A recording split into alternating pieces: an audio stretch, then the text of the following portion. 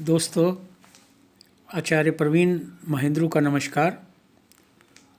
आज जो हम चर्चा करने जा रहे हैं वो है अष्टकूट मिलान की, जिसको गुण मिलान भी कहते हैं या अंक मेलापक बोला जाता है।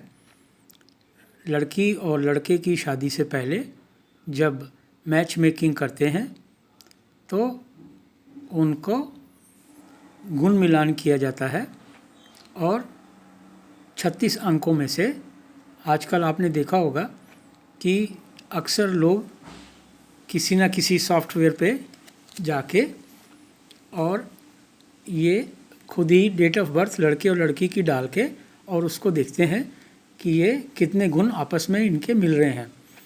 और अगर 36 में से अगर 18 से कम आ जाते हैं तो वो समझते हैं कि ये मैच मेकिंग ठीक नहीं है, और अगर 18 से अधिक आ गए तो वो कहते हैं कि ये गुण मिलान ठीक हो गया है और शादी अच्छी रहेगी।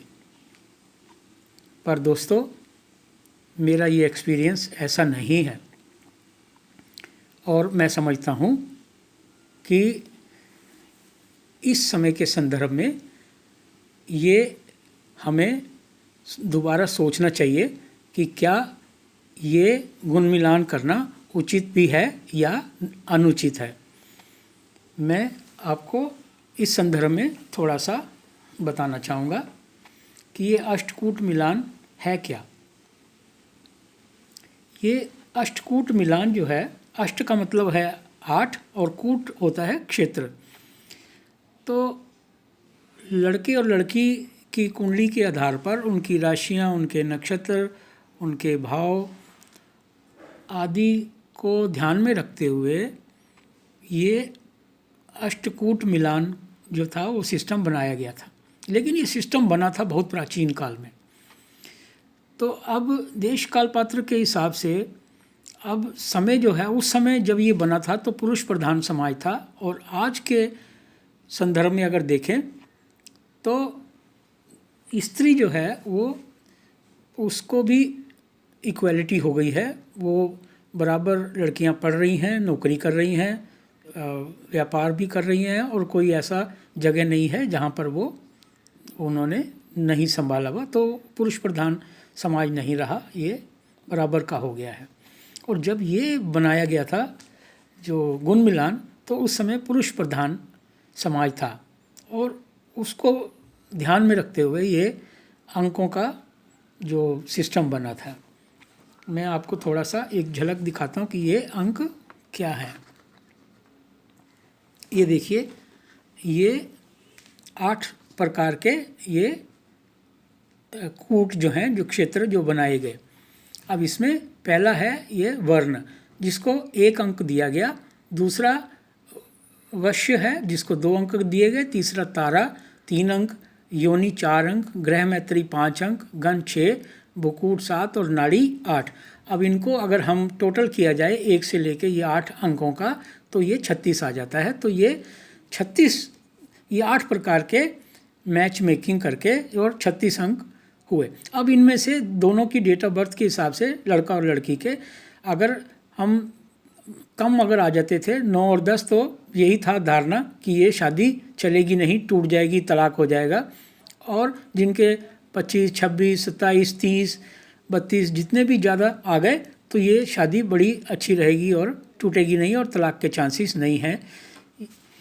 अब ये जो बनाया गया था तो वो देखने के लिए ये बनाया था कि भाई ये इनका लड़का लड़की का भावी जीवन जो है वो कैसा चलेगा, क्या विवाह ठीक चलेगा या नहीं चलेगा, आपस में इनका लड़का लड़की के विचार, कोई आपस में कलह तो नहीं रहेगी, और दोनों के गुण अवगुण कैसे हैं, इनकी दोनों की आगे संतान उत्पत्ति प्रजनन शक्ति कैसी है, इनका स्वास्थ्य कैसा रहेगा, शिक्षा, इनकी आर्थिक स्थिति।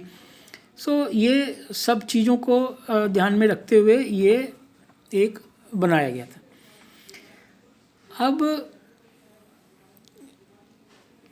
ये, अब जैसे मैं अब ये आपको एक चीज़ इसमें से जैसे उदाहरण दे देता हूँ। ये वर्ण है, तो वर्ण जो है वो 4 प्रकार के वर्ण बनाए गए, मतलब जो राशियां हैं हमारी 12 राशियां, उनको 4 प्रकारों की संज्ञा दी गई। ब्राह्मण राशियां, क्षत्रिय राशियां, वैश्य और शूद्र। तो इन राशियों को 4 हिस्सों में बांट दिया गया, ब्राह्मण, क्षत्रिय, वैश्य और शूद्र।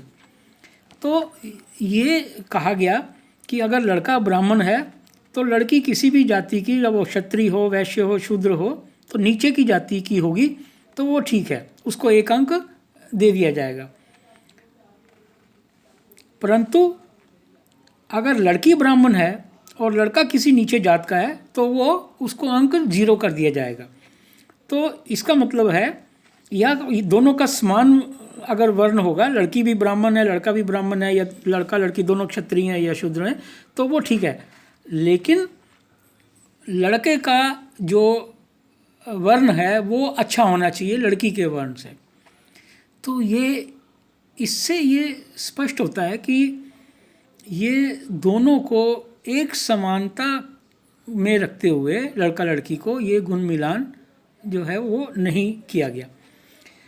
तो और फिर दूसरा मेरे एक्सपीरियंस है और मेरे साथी कुछ और विद्वान हैं, उनके भी एक्सपीरियंस है, ये साबित होता है कि 9, 10 या उससे कम अंकों वालों की भी जो शादियां हैं वो अच्छी चल रही हैं, और जिनके अंक 25, 26 या उससे भी अधिक हैं उनकी भी शादियां टूट चुकी हैं या अच्छी नहीं चल रही हैं और लड़ाई झगड़े रह रहे हैं। तो ये और काफ़ी सारे विद्वानों का यही मत है आजकल। तो अब प्रश्न ये उठता है कि क्या इसको हम आगे इसको कंटिन्यू करने चाहिए या नहीं करना चाहिए। अब मैं अपने जो नए जो स्टूडेंट्स जो ज्योतिष शास्त्र के हैं, मैं चाहूँगा कि वो आगे आएँ और इस पर शोध करें कि क्या इसको अब ख़त्म करके इस गुण मिलान को और कोई पॉइंट बेस सिस्टम जो है वो निकाला जाए। जैसे एक एक चीज़ को 20 पॉइंट्स दे दिए जाएं या 10 पॉइंट दे दिए जाएं। तो देखने की ये चीज़ों की ज़रूरत नहीं है कि गुण मिलान हम कर लें। तो हमें ज़रूरी क्या देखना है, हमें तो ज़रूरी देखना है कि उसकी उनकी कुंडली में दोनों की राशि देखें, भाव देखें, नक्षत्र देखें, वो ठीक है। फिर कितने ग्रह उसमें उच्च के हैं, कितने नीच के हैं, उनके हिसाब से हम ये अंक बांटे। इनकी दोनों की दशा आने वाली कैसी है वो ज़्यादा इम्पॉर्टेंट है। उनके दोनों के संतान भाव देखे जाएं कि आने वाले समय में क्या वो संतान उनकी हो सकती है, नहीं हो सकती, और उनका आयु भाव देखें, उनका आयु भाव दोनों का कैसा है, उनका कर्म स्थान यानी कि बिजनेस सर्विस बारे में क्या है, उनके विदेश के योग हैं नहीं हैं, उनका स्वास्थ्य कैसा रहेगा दोनों का। तो ये आगे आने वाली दशाओं के ऊपर जो निर्भर करेगा वो भी। तो ये सारी चीज़ें मैं समझता हूँ वो इम्पॉर्टेंट है कुंडली में देखना, ना कि ये गुण मिलान कर लिया और उस नतीजे पे पहुँच गए कि ये शादी बहुत अच्छी रहने वाली है। तो मेरा आग्रह वो स्टूडेंट से है जो आने वाले अभी जो पढ़ रहे हैं इसमें ज्योतिष की, आप भी शोध करें। और जैसे हमारा एक्सपीरियंस रहा है और मेरे कोई साथियों का, विद्वानों का एक्सपीरियंस रहा है कि ये गण मिलान आज की तिथि में इसको अभी बिल्कुल समाप्त कर देना चाहिए, इसको देखने की ज़रूरत नहीं है, और पॉइंट वाइज पॉइंट बेस्ड कोई सिस्टम बनाया जाए। इसके ऊपर भी सॉफ्टवेयर जो है वो नए बनने चाहिए, और मुझे आशा है कि ये जल्द से जल्द आ भी जाएंगे जो सॉफ्टवेयर ये पॉइंट बेस हों, और ताकि उस सॉफ्टवेयर के मदद से तुरंत हमें पता चल जाए दोनों की डेट ऑफ बर्थ डाल के कि ये वाकई ही ये शादी जो है वो आगे जाके ठीक से चल पाएगी या नहीं। तो मैं आशा करता हूँ कि मेरा ये सुझाव आने वाले समय में जो ज्योतिष के स्टूडेंट्स हैं वो उसको इस पे और रिसर्च करेंगे, शोध करेंगे, और ये गुण मिलान का समय आ गया है कि इसको हम नकार दें और इसको समाप्त कर दें। तो मैं अब वाणी को विराम देता हूँ, अगली वीडियो में जल्द मिलता हूँ। नमस्कार।